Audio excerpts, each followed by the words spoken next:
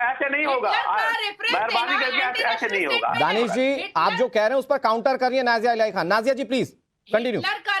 तो मेरी बात खत्म हो जाए फिर करे ना। वो अब इतना सारा बकवास कर रही थी, हम तो कुछ नहीं बोले उनको। आप रोजा नहीं रख रहे, आप जुमा की नमाज नहीं पढ़ रहे, आप रोड ब्लॉक नहीं कर रहे, शियाओं का जलसा जुलूस नहीं हो रहा है, आपका 12 रबी अव्वल नहीं हो रहा है, आपका शबे कदर नहीं हो रहा है, आपका शबे मिराज नहीं हो रहा है, आप बकरीद नहीं मना रहे, आप शबे कदर नहीं मना रहे, आप क्या नहीं मना रहे? कहां पर आपको रोका जा रहा है? कहीं पर नहीं रोका जा रहा। हिंदुओं की आस्था की जगह वो अगर लीगल बैटल फाइट करके अगर ले रहे हैं तो आप जवाब दीजिए ना, आप प्रूफ दीजिए ना। आप प्रूफ क्यों नहीं दे रहे? आप 91 के वर्शिप एक्ट के बारे में भी बात करेंगे तो भाई 1993 तक पूजा हो रहा था, आप प्रूफ दीजिए ना। हेलो फ्रेंड्स, आज की डिबेट का टॉपिक है ज्ञानवापी केस में कोर्ट के आदेश के बाद व्यास तहखाने में 8 मूर्तियों की पूजा होने लगी है। हालांकि कोर्ट के इस फैसले पर मुस्लिम संगठनों ने नाराजगी जताई है। इसे लेकर एक डिबेट में राजनीतिक विश्लेषक नाजिया इलाही खान के सवालों से प्रवक्ता डेनिश कुरैशी डिबेट छोड़कर भाग गए। दानिश कुरैशी जवाब दे दीजिए प्लीज। ऐसी कौन सी जगह है जहां मुस्लिमों को रोक दिया जाता है? आपको कौन सी इबादत करने से रोक दिया जाता है? ये सवाल पूछिए नाजिया इलाही खान भी। देखिए, सबसे बड़ा सवाल ही आप उनसे कहिएगा कि इत्मीनान रखें। अब जो अगला बंदा बोलता है तो कम से कम सुना करे उसको। दरअसल दिक्कत क्या है कि उनको समझ में मुझे लगता है कम आता है, इसलिए वो सुप्रीम कोर्ट पे भी सवाल उठा रहे हैं कि आधी रात को रजिस्ट्रार बुलाते। अरे ऐसा मैटर होता है तो आधी रात को नहीं, सुबह 4 बजे भी बुला सकते हैं आप। मैं भारतीय नागरिक पहले हूँ, मैं खुद सुप्रीम कोर्ट जाती हूँ। आप मुझे सुप्रीम कोर्ट के रूल रेगुलेशन मत बताइए। मेरे पास कॉल नहीं आया है सुबह 7 बजे और 4 बजे नहीं आया रजिस्ट्रार का कॉल सुबह में, आपके पास आया। क्यों आएगा?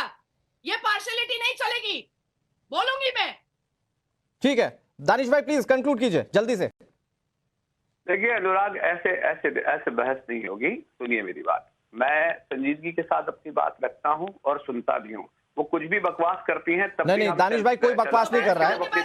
दानिश भाई कोई बकवास नहीं कर रहा है। यहाँ पर सब मेरे सम्मानीय गेस्ट हैं। बकवास कर रही है यहाँ पे, नहीं कर रहा ना। आप तर्कों पे बता दीजिए ना, कौन सी ऐसी जगह है देश में जहां पर मुस्लिमों को रोक दिया जाता हो कि आप यहाँ पर इबादत मत कीजिए या आप अपने धर्म संवत या अपने अधिकार अनुरूप कार्रवाई मत कीजिए? कौन सी ऐसी जगह देश में बताइए ना प्लीज। जी मैं बताऊं आपको। सुप्रीम कोर्ट ने कहा कि बाबरी मस्जिद गैर कानूनी तरीके से ढाई गई, वहां पर जीबी पंत के राज में वो रोकी गई, इबादत रोकी गई, मस्जिद गैर कानूनी तरीके से अंदर मूर्तियां रखी गई। नहीं कहा जीबी सुप्रीम कोर्ट ने। बताइए आप कितने को सजा हुई उसमें? 2019 का जजमेंट क्या बोला? देखिए ऐसे नहीं होगा अनुराग, आई एम सॉरी। एएसआई का सर्वे क्या बोला? 2019 का जजमेंट क्या बोला? ये भी जरा बात करो। अरे नाजिया इलाही जी, नाजिया जी प्लीज ये प्लीज एक तो ना आप ओवरलैप मत कीजिए प्लीज। नाजिया जी मैं परेशान हो गया हूं, उनको बोल तो लेने जी, वो क्या बोलकर चलेगा मैं अभी समझ भी नहीं पाया।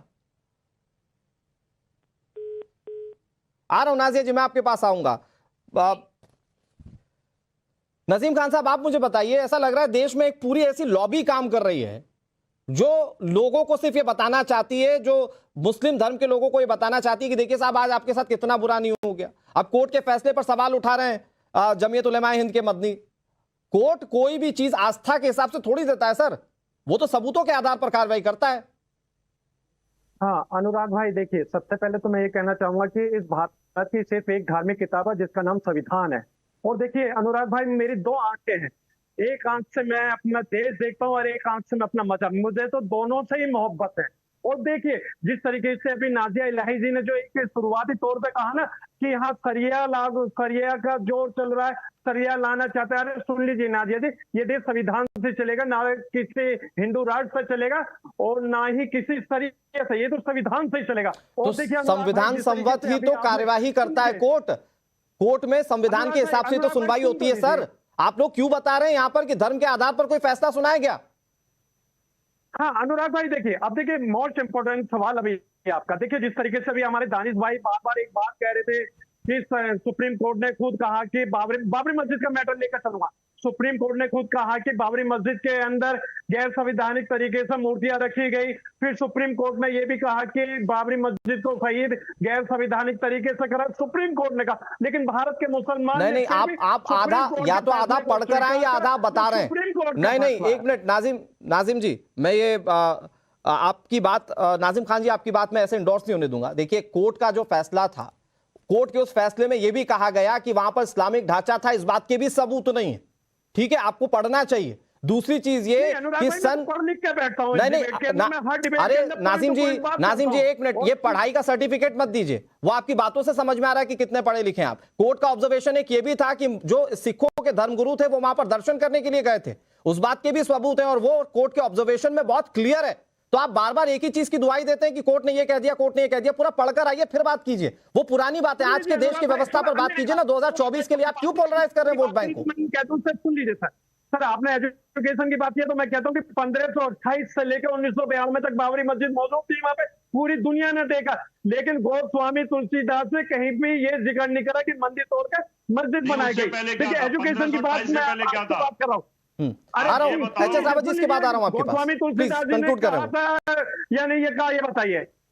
अरे नाजिम खान साहब, वो तो कोर्ट ने फैसला दे दिया और उसके अगर फैक्ट्स पर जाएंगे तो मैं आपको कई फैक्ट्स बता दूंगा, आप उसमें क्यों लज रहे हैं? मैं तो ये कह रहा हूं कि आज देश में पोलराइजेशन की पॉलिटिक्स क्यों कर रहे हैं आप क्यों मुस्लिमों को ये बता रहे हैं कि आप वो वाले काल में जो हिटलर शासन काल में हुआ करता था यहूदियों के साथ? तो आप हम ही को टारगेट कर रहे हैं। अनुराग भाई देखिए, हम अपनी मस्जिदों की हिफाजत की बात करें संवैधानिक तौर पर, संविधान के तहत अगर हम कोर्ट में जा रहे हैं, कोर्ट में जाके अपना पक्ष रखें, संवैधानिक अधिकार है।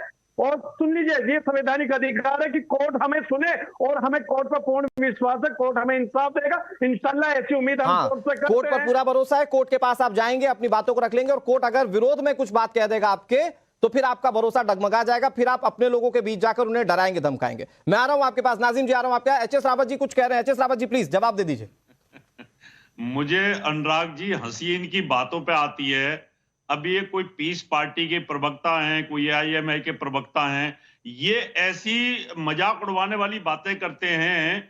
इनको ये नहीं पता कि अभी मेरे पीछे मैंने दोनों चीजें लगा रखी हैं। वो इसलिए लगा रखी है कि इनको ये दिख जाए कि देखिए कि मंदिर के ऊपर मस्जिद बना रखी है, सारे प्रूफ हैं।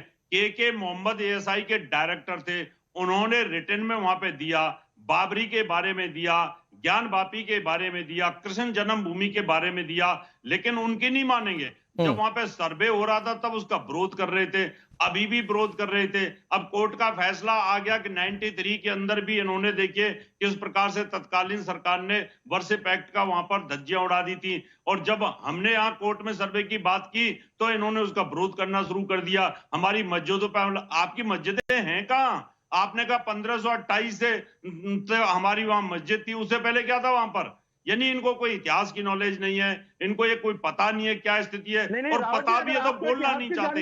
इनको ऊपर इतना मानसिक दबाव है। बता दीजिए, क्योंकि ये भारत, सुन लीजिए रावत जी, आप इतिहास की बात करते हैं। हाजी नाजिम आपको भी इतिहास की बात बताते हैं।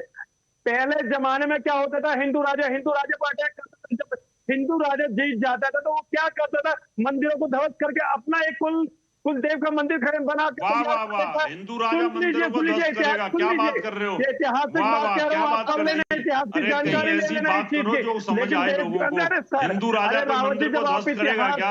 उन्होंने तो किसी मस्जिद को भी ध्वस्त नहीं किया, बेकार की बातें कर रहे हो। लेकिन मैं जो हिंदू कभी चींटी को मारता नहीं, वो मस्जिद और मंदिर को क्यों तोड़ने वाला है?